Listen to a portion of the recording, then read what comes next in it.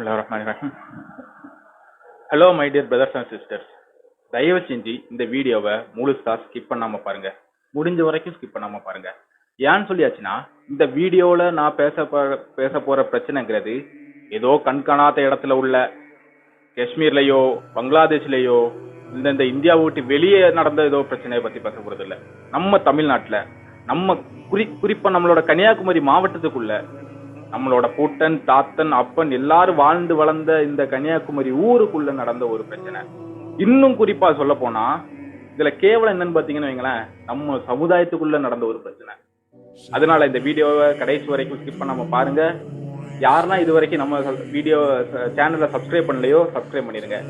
அப்பதான் நான் மேக் பண்ணக்கூடிய இந்த மாதிரி பிரச்சனைகளா இருக்கட்டும், தின தகவல்களா இருக்கட்டும், எல்லாம் உங்கள்கிட்ட சீக்கிரமா வந்து சேரும் இன்ஷா அல்லாஹ். This is nightmare.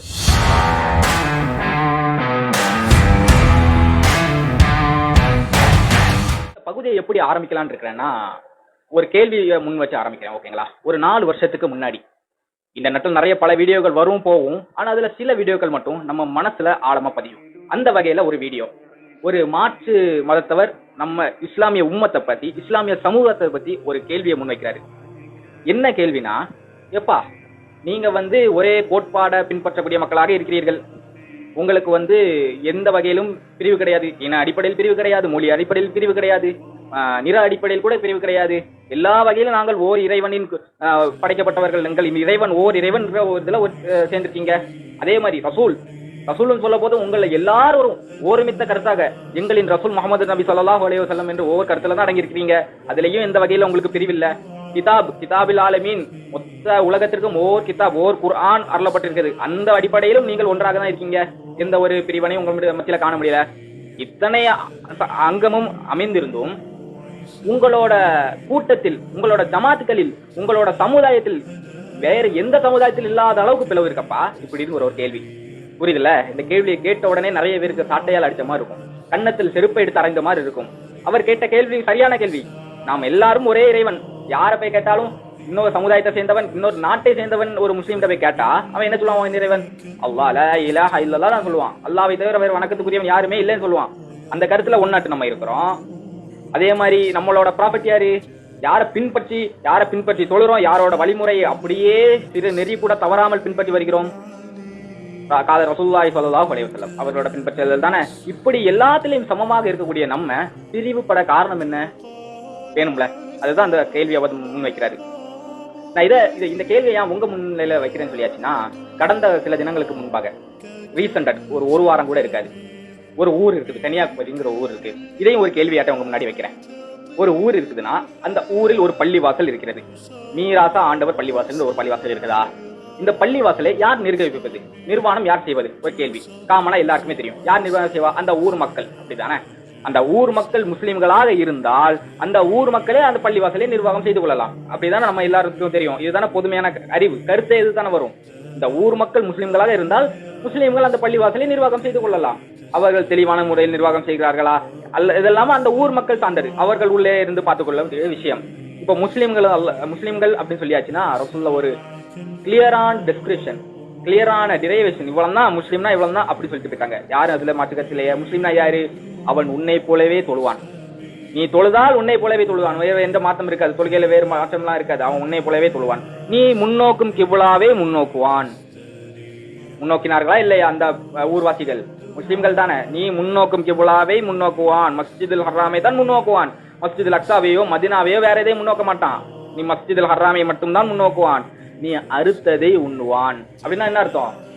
ஹலாலாக்கப்பட்ட எந்த ஒரு விஷயத்தையும் அவன் தடை செய்ய மாட்டான். நீ அறுத்து ஒரு ஹலாலாக்கா பிஸ்மில்லாஹ் அல்லாஹ் அக்பர் சொல்லி அறுக்கிறியா, அதை அவன் உண்ணுவான். இந்த மூணு சரத்து யாரிடத்தில் இருக்கிறதோ அவன் முஸ்லீம். அப்படித்தானே? அப்ப இந்த முஸ்லீம்கள், அந்த அப்படி சரத்து இருக்கக்கூடிய நபர்கள் எல்லாம் முஸ்லீம்கள் தானே. அந்த முஸ்லீம்கள் பள்ளியை நிர்வகிக்கலாம் தானே.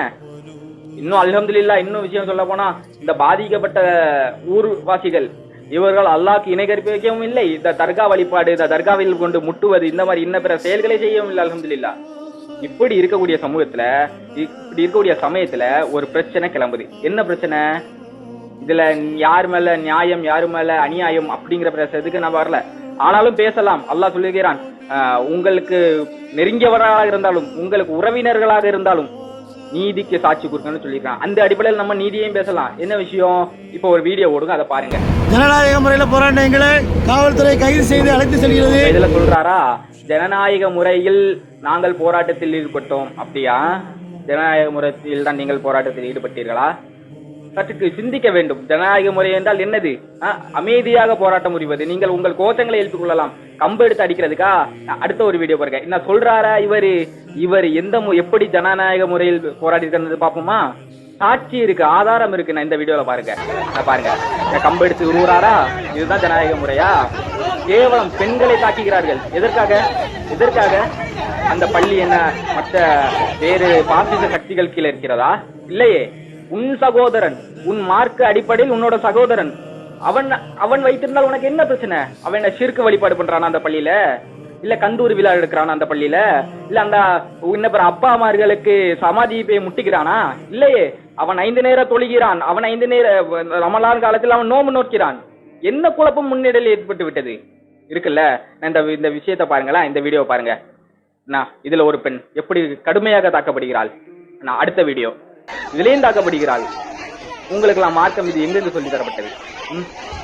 மார்க்கத்தில் இப்படி பெண்களை ரசூலுல்லாஹ் அழகாக சொல்லி காட்டினார்கள். உங்களில் போர் வந்துவிட்டால் விளை நிலங்களை நாசப்படுத்தாதீர்கள். காரணமின்றி ஓர் மரத்தை கூட எரித்து விடாதீர்கள். பெண்கள் மீது கை வைக்காதீர்கள். சிறு குழந்தைகள் மீது கை வைக்காதீர்கள். முதியோர்கள் மீது கை வைக்காதீர்கள் சொன்னார்களே. இதுதான் மார்க்கம். நீ வழிபட்டு இது நீ இப்போ பண்ணக்கூடிய செயல் மார்க்கமா? ஜனநாயக முறையா? பொய் தானே? அப்ப இது பொய் சொல்லக்கூடிய தருணமா? நோன்பு வச்சுக்கிட்டு சரி, அப்ப அதை விட்டுருவார். அதுக்கு அடிப்படையில் அதுக்கு அடுத்ததாட்டு ஒரு சகோதரன், மார்க்க அடிப்படையில் சகோதரன் என்றால் எந்த அளவு கண்ணியப்படுத்தணும் தெரியுமா? நீங்க அவனை அடிச்சு, இந்த அடுத்த வீடியோவை பாருங்க, அடிச்சு அவன் ரத்த வெள்ளத்தில் தலையெல்லாம் உடைக்கப்பட்டு தலையெல்லாம் சிதைக்கப்பட்டு ரத்த வெள்ளத்தில் காப்பாற்றினேன் ஒரு மாற்று மத சகோதரர் போலீஸ்காரர் அழைக்கிறார். எந்த அளவுக்கு உன்னோட இபாதத்து போச்சு? மாற்று மத சகோதரர் அழைக்கிறார் என்றால் நீ காப்பாற்றக்கூடிய ஒரு நிலையில் இருக்கக்கூடிய நீ உன் சகோதரனை பாதிக்கப்பட செய்து அவன் வேறு மாற்று மத சகோதரத்தில் பாதுகாப்பு தேடுகிறார் என்றால் அது எந்த அளவுக்கு இழிவான செயல்? சிந்திச்சு பார்க்க வேண்டும். கோவப்படத்திற்கோ ஆத்திரப்படத்திற்கோ இங்க இடம் இல்ல. படிப்பினை பெற வேண்டும். நீ கம்ப பிடிச்சு இழுக்கிற, அங்க இங்க இன்னொரு வேறு சண்டைகள் நடக்கிறது. இதில் தடுக்கக்கூடியது யாரு? போலீஸ். அவர் யாரு? முஸ்லிமா? ஈமான்வாதியா? இஸ்லாத்தை ஏற்றுக்கொண்டவரா? முகமது நபி ஸல்லல்லாஹு அலைஹி வஸல்லத்தை பின்பற்றவரா? இல்லை. நீ செய்யக்கூடிய செயலெல்லாம் அவர் செய்து கொண்டிருக்கிறார். இதுதான் ஜனநாயக முறையா? அல்லாஹ் சொல்லியிருக்கிறான், முஸ்லிம்கள் தான் சகோதரர்கள் சொல்லியிருக்கான். அதுக்கு அர்த்தம் என்னது? முஸ்லிம்கள் தான். இந்த தான் இருக்கு. அப்ப மற்றவர்கள் எல்லாம் இதை இன்னும் விளக்குறதுக்கு ஒரு அற்புதமான ஹதீஸ் இருக்கு. பத்ரு போர் நம்ம எல்லாரும் கேள்விப்பட்டிருப்போம். பத்ரு போர்ல போர் நடக்கிறது. முஸ்லிம்கள் வெற்றி கொள்ளப்படுகிறார்கள். வெற்றி அடைஞ்சாச்சு. இப்போ கிட்டத்தட்ட 70 அடிமைகளை, போர் அடிமைகளை கைது செய்து கொண்டு வருகிறார்கள். எங்க கொண்டு வருகிறார்கள்? மதீனாவுக்கு கொண்டு வந்தாச்சு. இப்போ முஸ்ரஃப்னு ஒரு நபித்தோழர், அற்புதமான நபித்தோழர், சஹாபி. அந்த நபித்தோழர் அந்த பத்ரு போர்க்களத்திற்கு நடந்து வருகிறார். அவரும் அந்த போர்க்களத்தில் பங்கேற்றவர் தான். ஆயினும் போர் முடிந்த பிறகு அந்த போர்க்களத்தின் பக்கம் ஒரு மதிய சாயங்கால வேலையாக நடந்து வருகிறார். இந்த முஸ்ரஃப் எங்க உள்ளவர்? மக்காவில் இருந்து மதீனாவுக்கு ஹிஜ்ரத் செய்து வந்த ஒரு நபித்தோழர், ஒரு ஹிஜ்ரத் நபித்தோழர். இவருக்கு ஒரு தம்பி வேற உண்டு. எங்க மக்கால். அவன் காபீர். இவரோட தம்பி காபீர். இப்ப இந்த முஸ்ரஃப் யாரு? இவர் மக்கால இருந்து மதீனாக்கு ஹிஜ்ரத் செய்து, ரசூலுல்லாஹ் கூட ஹிஜ்ரத் செய்து வந்த ஒரு சிறந்த நபித்தோழர். இப்போ இவர் போர்ல பங்கேற்கிறாரா? ஆப்போசிட்ல இருக்குது முஸ்ரஃபோட தம்பிய ஒரு சஹாபி அடிமையாக கூட்டிட்டு வராங்க. போர் அடிமையாக, கைதியாக கூட்டிட்டு வராங்க. கூட்டிட்டு வந்து உட்கார வச்சு, முழங்கால் போட்டு உட்கார வச்சு, அவரோட இரு கைகளும் கைத்தால இறுக்கமாக கெட்டிடுறார். இறுக்கமாக கெட்டி கொண்டு இருக்கக்கூடிய சமயத்தில் முஸ்ரஃப் அங்கிருந்து நடந்து வருகிறார். யாரு வாரா? சொந்த அண்ணன். கைதியா இருக்கக்கூடியவருக்கு சொந்த அண்ணன் நடந்து வருகிறார். நடந்து வந்ததை இந்த அன்சாரி தோழர் பார்த்துட்டு, இதை முஸ்ரஃப் பார்த்தால் ஏதாவது நினைத்து விடுவாரே, அவர் சொந்த தம்பி அல்லவா, அவருக்கு மனசு ஏதாவது புண்படுத்தி விடுமே என்று சொல்லி கெட்டின இறுக்கிய கயிறை லூசுபடுத்துறார். அப்படி இலகுவாக அப்படி அவிழ்த்து விடுகிறார். இத முஸ்ரஃப் நோட் பண்றார். இதுதான் இதுல பார்க்கக்கூடிய இம்பார்ட்டன்டான விஷயம். முஸ்ரஃப் நோட் பண்ணிக்கிட்டு இந்த அன்சாரி தோழரை பத்தி ஒரு விஷயம் சொல்றாரு. சாரி முஸ்ரஃப் நோட் பண்ணிக்கிட்டு இருக்க கட்டுங்கள் அப்படின்னு சொல்றாரு. யார் சொன்னாரு? அதையும் அவர் திருப்பி பின்னாடி சொல்றாரு பாருங்க. அந்த உடனே அந்த காஃபீர் அந்த முஸ்ரஃபோட தம்பி பதிலளிக்கிறான், யா முஸ்ரஃபே, நான் உன் சகோதரன் அல்லவா, உனக்கு கூட பிறந்த தம்பி அல்லவா, உன் தாய் வயிற்றில் பிறந்தவன் அல்லவா. கேட்கிறாரு, என் அண்ணம்ல ஏன் என்ன இப்படி இருக்கு கட்டி சொல்ல, நீ கருணை காணிக்க கூடாதான்னு கேட்கிறாரு. முஸ்ரஃபருக்கு பதில் சொல்லார், நீ உன்னை விட நான் உட்கார்ந்து இருக்கிறா என்னோட அன்சாரி தோழர், இவர் தான் என் சகோதரர், நீ சகோதரன் இல்லை என்று என்ன சொல்லப்படுகிறது அப்படி என்றால், இரத்த வழி, இரத்த குடும்பம், இரத்த சமுதாயம், உங்கள் சமுதாயம் அதெல்லாம் வேற. நீ முஃமின் என்றால், நீ முஸ்லீம் என்றால் ஒவ்வொரு முஸ்லீம் உனக்கு சகோதரன். பார்க்கணுமா இல்லையா? இப்ப அப்படியா நடந்துட்டு இருக்கு சகோதரத்துவம்னு? அப்படியா இல்லையே. சகோதரத்துவம்னா எந்த அளவுக்கு இருக்கணும்? ரசூலுல்லாஹ் ஒவ்வொரு விஷயத்திலையும் சகோதரத்துவத்தை வழிநாட்டி இறுக்கி இறுக்கி இறுக்கி வச்சாங்க. சகோதரத்துவம் தான் இஸ்லாம் அப்படின்னு. இப்ப அப்படியா நம்ம நடந்துட்டு இருக்கோம்?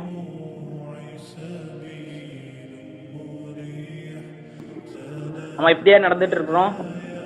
நபிகளா சொன்னாங்க, ஒரு முஃமின் இன்னொரு முஃமினுக்கு உடல் உறுப்பை போன்றவன். வேறு வேறு செயல்களை செய்யலாம், கண் வேறு செயல் செய்யும், கை வேறு செயல் செய்யும். ஆனால் பாதிக்கப்படும் பொழுது நீ என்ன பண்ணிடணும்? கண்ணில் ஏதாவது தூசி விழுந்தா இன்னொரு கண்ணா வந்து துடைக்கும், கை தானே வருது. அப்படின்னா ஏதாவது அர்த்தம் என்னது? ஒரு முஸ்லீம் பாதிக்கப்பட்டால் நீ போகணும் அந்த இடத்திற்கு, நீ அந்த இடத்தை நாடி போகணும். அந்த இடத்தில் அவனுக்கு உதவுவதற்காக நீ முன்னணிக்க வேண்டும். நீ சண்டையை போட்டுட்டு இருக்கியப்பா, இருக்கட்டும் அப்பா, இந்த ஒற்றுமைங்கிறது ஃபர்ல் இல்ல, மற்றபடி சுண்ணத்துக்கள், அது சுண்ணத்துக்கள் தான். ஒரு சுண்ணத்தை முன்வைத்து நம்ம ஃபர்லை முறித்து கொண்டிருக்கிறோம். வேஷ்டியை அவிழ்த்து விட்டு தலப்பா கட்டி கொண்டிருக்கிறோம். ஃபர்ல் அல்லாஹ் இங்க சொல்லுகிறான், அல்லாஹ் அவன் கயிற்றை எல்லோரும் சேர்ந்து பிடித்துக் கொள்ளுங்கள் சொல்லிக்கிறான். எல்லாரும் பிடித்துக்கிட்டு சொல்லல, எல்லோரும் சேர்ந்து பிடித்துக் கொள்ளுங்கள். அடுத்த வசனத்துல சொல்றான், பிரிந்து விடாதீர்கள். நம்ம தமிழ்ல டிரான்ஸ்லேஷன் பண்ண போது இது ஒரு ரெக்வெஸ்ட் மாதிரி இருக்கும், பிரிந்து விடாதீங்கப்பா அப்படின்னு சொன்ன மாதிரி இருக்கும். இங்கிலீஷ்ல பார்த்து பாருங்க, யூ ஷுடின்ட் டிவைட்னு சொல்றாங்க, கட்டளை பிறப்பிக்கிறான், நீங்கள் பிரிந்து விடக்கூடாது, பிரிந்தால் என்னவாகும், உங்கள்கிட்ட ரீஹு பேரும்பா அப்படின்னு சொல்றான். ரீஹுனா என்னது? நம்ம ரீஹுக்கு தமிழ்ல டிரான்ஸ்லேஷன் பண்ணுவோம் ஆற்றல் அப்படின்னு. இந்த ரீஹுங்கிற வார்த்தை இருக்குங்களா, அதாவது அல்லாஹ் குரான்ல ஒரு வார்த்தையை போடுறான்னு சொல்லியாச்சுன்னா அந்த வார்த்தைக்கு பல அர்த்தங்கள் இருக்கும். ஒரு விஷயம் அதே வார்த்தைக்கு ஆள் அர்த்தம் ஒண்ணு இருக்கும். அல்லாஹ் சும்மா எல்லா வார்த்தையும் கொண்டு போட மாட்டான். அல்லாஹ் ஒரு வார்த்தையை தேர்ந்தெடுக்கின்றான் என்று சொன்னால் அதை நம்ம சிந்திச்சு பார்க்கணும், எதுக்கு அவன் இந்த வார்த்தையை போடுறான் அப்படின்னு. ரீஹனா என்ன? யாரு? இந்த காட்டரபி இருக்கான் பாருங்க, காட்டரபி. அவன் நம்மள மாதிரி கிடையாது, நம்மளோட வலுவானவன். பாலைவனத்துல எல்லாம் ஓடக்கூடியவன், நம்மளால ஓடக்கூட முடியாது, நடக்க கூட முடியாது பாலைவனத்துல. இந்த மாதிரி காட்டரபிக்கு சாதா புயல் வந்தா ரீஹுன்னு சொல்ல மாட்டான். ஒரு புயல் வந்துச்சுன்னா அவன் தோலெல்லாம் கிழிக்கும், மணல் பறந்தவன் தோலை அடித்து கிழிக்கும், இருக்கின்ற வீடுகளை எல்லாம் சுண்டி விட்டு விட்டு போகும். அப்படிப்பட்ட வலுவான ஒரு புயல், எதுவுமே விட்டு வைக்காது, மிச்சமும் வைக்காது. அல்லாஹ் சொன்ன மாதிரி எதையுமே வச்சு வைக்காது. ரீஹ், அதுதான் அந்த ரீஹ். அந்த வார்த்தையை அல்லாஹ் இங்க உபயோகப்படுத்திக்கிறான் என்றால், நீங்க சேர்ந்து இருந்தா உங்களோட தன்மை, உங்களோட ஆற்றல் எந்த அளவுக்கு இருக்கும் இதை சிந்திச்சு பாருங்க. அப்படி எல்லாரும் சொன்னாங்க, மக்காவை அவர்களோட உம்மத்தை தவிர வேறு யாரும் இடிக்க மாட்டார்கள். இதே வழிமுறை தோன்றினால் அதுதான் நிலைமை. நம்ம தான் மக்கா வெடிக்க போறோம் நபிகளார் சொன்னாங்க. அவர்களோட உம்மத்தால் மட்டுமே மக்கா தாக்கப்படும், வேறு யாரும் கை வைக்க மாட்டாங்க. இதே நிலைமை தான் தொடர போகிறது. அல்லாஹ் நாடு, அல்லாஹ் நமக்கு தெரியாது. இதுல இன்னொரு விஷயம் நம்ம பார்க்கக்கூடிய விஷயம், இம்பார்ட்டன்டான ஒரு விஷயம் இருக்கு. என்னன்னு கேட்டீங்கன்னா, ஒவ்வொரு ஜமாத்துகள் இருந்தாலும் இந்த ஜமாத்தில் தொண்டர்கள் இருப்பாருங்க பாருங்க, இவங்களுக்கு பிரச்சனையே இல்லைங்க. அவங்களுக்கு நல்லிணக்கத்தையும் சகோதரத்துவத்தை தான் நாடுவாங்க. ஆனா இந்த தலைவர்கள் இருக்கா பாருங்க, தலைவர்கள் இந்த பதவியில இருக்கக்கூடிய அல்லாஹ் பாதுகாத்தவர்களை தவிர இந்த தலைவர்களுக்கெல்லாம் ஒரு அல்லாஹ் பாதுகாக்கணும், நவுதுபில்லா, ஒரு கெட்ட ஒரு எண்ணம் உண்டு. என்ன எண்ணம்? நம்ம அந்த ஜமாத்து கூட சேர்ந்து விட்டோம்னா நமக்கு இந்த பதவி பெருமை, நம்ம இத்தனை நாள் பதவியில இருந்து நம்மள தலைவர்னு சொல்லிட்டான், நம்மள செயலாளர்னு சொல்லிட்டான், நம்ம கீழே 4 பேர் இருந்துகிட்டான். இப்போ நம்ம அந்த ஜமாத்துல போய் சேர்ந்துக்கிட்டோம்னா மறுபடி யார் தலைவருங்கிற கேள்வி வந்துருமே அப்படிங்கிற ஒரு கெட்ட எண்ணம் இன்றைய சமூகத்தில் நிறைய இருக்கிறது, அல்லாஹ் பாதுகாத்தவர்களை தவிர. இந்த எண்ணம் இருக்கிற வரைக்கும் ஒன்றும் பண்ண முடியாது. நபிகளார் இன்னொரு ஹதீஸ்ல சொன்னாங்க, இந்த எண்ணம் தான் உலகத்து ஆசை, உலக ஆசை, பதவி ஆசை. இந்த எண்ணத்தை பற்றி நபிகளார் அழகாக சொன்னார்கள். என்ன சொன்னார்கள்? ஒரு காலம் வரும், அந்த காலத்தில் எப்படி பசியோடு இருப்பவன், பட்டினியில் கடப்பவன், அவன் முன் ஒரு உணவு தட்டை வைக்கப்பட்டால் எப்படி உடனடியாக அது மீது பாய்ந்து அதை சாப்பிட்டுக் கொள்வானோ. அந்த வார்த்தை ரொம்ப முக்கியம். அதே மீது பாய்ந்து, எவனும் கேட்க மாட்டான், அவன் முன்னாடி வைக்கக்கூடிய உணவை அவனுக்கே சொந்தம் என்று பாய்ந்து சின்ன பின்னமாக்குவானோ, அதே மாதிரி முஸ்லீம்கள் எதிரிகளால் சின்ன பின்னமாக்கப்படுவார்கள். சொல்ல உங்க அன்சாரி தோழர்கள் சஹாபாக்கள் உடனே கேட்கிறாங்க. அல்ஹம்துலில்லாஹ், அது சஹாபாக்களுக்கு ஒரு உன்னத குணம். என்ன குணம் தெரியுமா? உடனே எந்த விஷயத்தையும் தெளிவுபடுத்தி விடுவாங்க. கேட்டு கேட்டு தெளிவுபடுத்தி விடுவாங்க. அவங்களுக்கு அந்த ஞானத்தை பெற்றுக்கொள்வாங்க. நபிகளாட்ட கேட்காங்க, யா ரசூலுல்லாஹ், அப்பவும் நாங்கள் இதே போன்று குறைவான எண்ணிக்கையில் தான் இருப்போமா கேட்கிறாங்க சஹாபாக்கள். லா, இல்லை, நீங்கள் அப்போது கடலில் இருக்கும் நுரையளவுக்கு இருப்பீர்கள், எனினும் உங்கள் உள்ளத்தில் வகுன் ஏற்பட்டுவிடும். திருப்பி கேட்கிறாங்க சஹாபாக்கள், வகுன் என்றால் யார் சொல்ல? என்னது வகுன் என்றால்? இல்ல, என்னது வகுன் என்றால்? இந்த துனியாவை நேசிப்பது, மரணத்தை வெறுப்பது. வந்துச்சுல, நம்மள்ட்ட பதவியை நேசிக்க ஆரம்பிச்சிட்டோம்ல, இன்னும் கொஞ்ச நாள் வாழ்ந்துட்டு போயிருவோம். நிறைய சொத்து வாங்கி போட்டாச்சு, இந்த சொத்தை அனுபவிக்கிற வரைக்கும் வாழ்ந்துட்டு போயிருவோம். இந்த ஒரு வருடத்துக்கு தலைவர் பொறுப்பில் இருந்துட்டு போயிருவோம். வந்துடுச்சுல, இந்த இது இருந்தால் கண்டிப்பாக பாசிச ஆட்சியாளர்களா இருக்கட்டும், அந்த சக்தியார்கள் நம்மளை சின்னமண்டமாக்கத்தான் செய்யும். முதல்ல எங்க தெரியுமா? இங்க ஆரம்பிச்சு துருக்கியில ஆரம்பிச்ச விஷயமாக்கும் இது. யூதன் கணக்கிட்டான், இவனை சேர்ந்து இருந்தா நம்ம இவனால ஒண்ணுமே செய்ய முடியாது. அதனால என்ன செஞ்சான்? முன்னாடி எப்படிதாங்க எல்லா அரபிய தீபகத்தும் ஒரு ஆட்சிக்குள்ள தான் இருந்து. முதல்ல துருக்கி பிரிஞ்சு போச்சு, ரெண்டாவது சவுதுன்னு ஒருத்தனை கிளப்பி விட்டு சவுதி அரேபியாவா மாத்திட்டாங்க. உண்மையில இதுதான் வரலாறு. ஒவ்வொரு இதாட்டு பிரிய பிரிய பிரிய இந்த சமூகத்தின் ரீஹு பெய்விடும். அதுதான் ரீஹு, அந்த ஆற்றல் பெய்விடும். அந்த ஆற்றல் இருந்தால் இன்ஷா அல்லாஹ் நம்மளை அல்லாஹ் மிக வலுவாக ஆக்கி விடுவான். இமாம் மஹதி வந்து செய்யக்கூடிய முதல் விஷயம் மக்களை ஒன்று திரட்டுவார். அல்ஹம்துலில்லாஹ், நம்ம அப்படி செஞ்சுட்டு இருக்கோமா? நம்ம இவங்க மஹதி கிடையாது, ஆனால் நம்ம ஒவ்வொரு முஸ்லிம்களுக்கும் அது கடமை. இந்த மாதிரி சண்டை போடுறதுனால எவ்வளவு நன்மை நம்ம வீட்டு தடுக்கப்படுகிறது தெரியுமா? ஒரு முஃமின் இன்னொரு முஃமினோட பேசாம இருக்கிறதுக்கு 3 நாள் தான் கெடு. 3 நாள் தாண்டிட்டுன்னா அல்லாஹ் அவர்களோட நன்மையெல்லாம் பெண்டிங்ல போட்டு வச்சிருக்கான். கணக்கில் ஏத்தாதீங்கப்பா, பெண்டிங்ல வச்சுக்கிடுங்க. இவன் எப்போது அந்த முஃமினோடு பேசுகிறானோ அப்போது அதை எடுத்துக்கொள்ளலாம். அப்படி பெண்டிங்ல போட்டு வச்சுக்கான். நவுது பில்லாஹ், அதே நிலைமையில் நம்ம மரணித்து விட்டோம் என்று சொன்னால் அல்லாஹ் மன்னிப்பான், அது வேறு. ஆனாலும் உங்க சிந்தனைக்கு நான் எடுத்துட்டு வரேன். அப்படி என்று சொன்னால் ஒரு மூமின் இன்னொரு மூமினுக்கு எந்த அளவுக்கு, ஒரு முஸ்லீம் இன்னொரு முஸ்லீமுக்கு எந்த அளவுக்கு சகோதரத்துவத்தோடு பேணணும். இப்படியா ஜனநாயக முறை இதையா? கிடையாது. இது வந்து ஆத்திரப்படுத்துவதற்கோ அல்லது கொந்தளிப்புக்கோ ஏற்ற விஷயம் அல்ல. படிப்பினை பெற வேண்டும். இதற்கு பிறகாது விட்டு கொடுத்து போவது ரொம்ப இஸ்லாத்துல ஒரு பெரிய விஷயமாக, விட்டு கொடுப்பது. கண்டிப்பா நம்ம அந்த குணம் இருந்தே ஆகணும். இன்னொரு விஷயத்த கடைசியா சொல்லி முடிக்கிறேன். அல்லாஹ்வும் இந்த சமாதியை தான்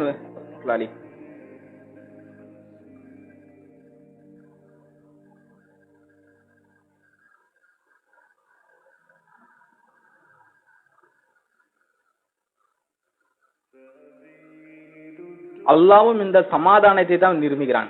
எப்படி? நாளைக்கு மறுமையில வரக்கூடிய ஒரு ஹதீஸ், மறுமையில நடக்கக்கூடிய ஒரு ஹதீஸ். ஒரு மனிதர் வருவார். மனிதர் வந்து, யார் ரப்பி, எனக்கு இந்த மனிதர், ஒரு மனிதரை சுற்றி காட்டி, அவரோட சகோதரரை சுற்றி காட்டி, இந்த மனிதர் இந்த பட்டியல் போட்டுக்கொண்டே போவார். இந்த கேடுகளை எனக்கு செய்தார், பூமியில் வாழும்போது எனக்கு இந்த நஷ்டத்தை ஏற்படுத்தினால், என்னை இப்படி ஏசி விட்டார், இப்படி துன்புறுத்தினார், இந்த நஷ்டத்தை எனக்கு அதிகமாக தந்தார், பட்டியல் போட்டுக்கொண்டே போவார். அல்லாஹ் அந்த மனிதரை அழைப்பான். மனிதரை அழைத்து அந்த மனிதருடைய நன்மைகளை அப்படியே எடுத்து இந்த மனிதருக்கு கொடுப்பான்.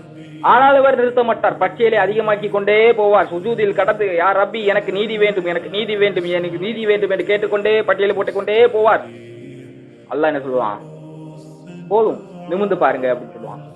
மேல பார்த்தா அவர் இதுவரைக்கும் பார்த்திடாத 2 அழகான கோட்டைகள். சுப்ஹானல்லாஹ், 2 அழகான கோட்டைகள். அவர் கற்பனை பண்ணி கூட பார்த்திடாத அளவுக்கு 2 அழகான கோட்டைகள். அவர் வந்து இந்த நீதி கேட்டு போராடினது எல்லாத்தையும் மறந்துடுவார். அந்த கோட்டையை பார்த்த உடனே அப்படியே நின்றுவார். நின்று கேட்பார், இவ்வளவு அழகான கோட்டைகள் யாருக்கு? ரசூலுல்லாஹ்க்கா அல்லது நபிமார்களுக்கா? ஷஹீதான ஆக்கப்பட்டவர்களுக்கா? இல்லை, இது விலைக்கு உள்ளது. அல்லாஹ் சொல்லுவான், இது விலைக்கு உள்ளது. யார்? அல்லாஹ் இது வந்து மஹ்ஷர் மைதானத்தில் யார் தான் விலைக்கு வாங்க முடியும்? நீ உன்னால் விலைக்கு வாங்க முடியும். நீ அவரை மன்னித்து விடு, இந்த கோட்டையை நான் உனக்கு தந்து விடுகிறேன். அல்ஹம்துலில்லாஹ், அல்லாஹ் அக்பர். அதை சிந்தித்து பார்க்கணும். சமாதானம் எந்த அளவுக்கு இஸ்லாத்தின் அடிப்படையாக இருக்கிறது. சமாதானம், நீங்கள் பிரிந்து விடாதீர்கள் நல்லா சொல்றானே, காரணம் என்ன? தர்க்கம் செய்யாதீர்கள் சொல்றான். தர்க்கம், விவாதம் செய்யாதீங்க. விவாதம் செய்யலாம், அழகிய முறையில் விவாதித்து கொள்ளுங்கள். இங்க நம்மள்ட்ட இருக்கிற ஒரு பெரிய பிரச்சனை என்ன தெரியுமா? நம்ம கருத்தோடு மோத மாட்டிக்கிறோம். கருத்தை வச்சிட்டு இருக்கான் பாருங்க, அவனுடைய கொண்டு மோடி வச்சுட்டு இருக்கோம். நீ என் கருத்துக்கு எதிர்த்து பேசுறியா பாருவியா, நான் வேற ஜமாத்து உருவாக்கி எனக்கு ஒரு தனி கூட்டத்தை உருவாக்குறேன், எனக்கும் ஜமாத்துக்கும் பாத்துருவான். இன்னொரு விஷயம் என்னன்னா, இந்த வேற்று மதத்தவர்கள் மாற்று மத சகோதரர்கள் எல்லாம் எப்படின்னா பிரிஞ்சு கிடப்பாங்கங்க, பிரிஞ்சு கிடப்பாங்க. ஊருக்கு ஒரு கோயில், தெருக்கு ஒரு சாதி, ஊருக்கு ஒரு குடும்பத்துக்கு ஒரு தெய்வம் அளவுக்கு பிரிஞ்சு கிடப்பாங்க. பார்க்கவே மாட்டான் அவன், அடுத்த சாதின்னு சொல்லும் போது திரும்பி கூட பார்க்க மாட்டான், வெறி இருக்கும் மனசுக்குள்ள. ஆனா இவர்கள் எல்லாத்தையும் எப்படி ஒன்று சேர்க்கலாம் தெரியுமா? அண்ணா பாருங்க, அவன் தான் நம்மளோட எதிரியை முன்னிறுத்தி ஒன்று சேர்த்து விடலாம். ஆனா கேவலம் நம்ம சமூகம் மட்டும்தான் எதிரியை முன்னோக்குவதிலும் பிரிஞ்சு கிடக்கும். சிஏஏ வந்துச்சு இல்ல, என்ஆர்சி வந்துச்சு, என்ன செஞ்சோம்? எல்லாரும் சேர்ந்து ஒன்று கொண்டோமா? கிடையாது. ஒவ்வொரு ஜமாத்துக்களும் தனித்தனியாக போராடினேன். பிரச்சனை தாங்க. நீ ரயில்வே ஸ்டேஷன்ல சென்ட்ரல் கவர்மெண்ட் ஏற்கிறியா, நான் கலெக்டர் ஆபீஸ் முன்னாடி போய் போராட்டம் பண்றேன். கேவலமா இல்ல? இது ஒன்று திரண்டினால், எல்லாரும் ஒவ்வொரு ஜமாத்துக்களாக ஒன்று திரண்டப்பட்டால் கண்டிப்பாக அல்லாஹ் வெற்றி தருவான் இன்ஷா அல்லாஹ் என்று கூறி இந்த வீடியோவை முடிக்கிறேன் இன்ஷா அல்லாஹ். இதே மாதிரி நிறைய வீடியோக்கள் பார்க்கணும்னா நம்ம சேனலை சப்ஸ்கிரைப் பண்ணிருங்க. அது வரைக்கும் அஸ்ஸலாமு அலைக்கும் வரஹ்மத்துல்லாஹி வபரகாத்துஹு.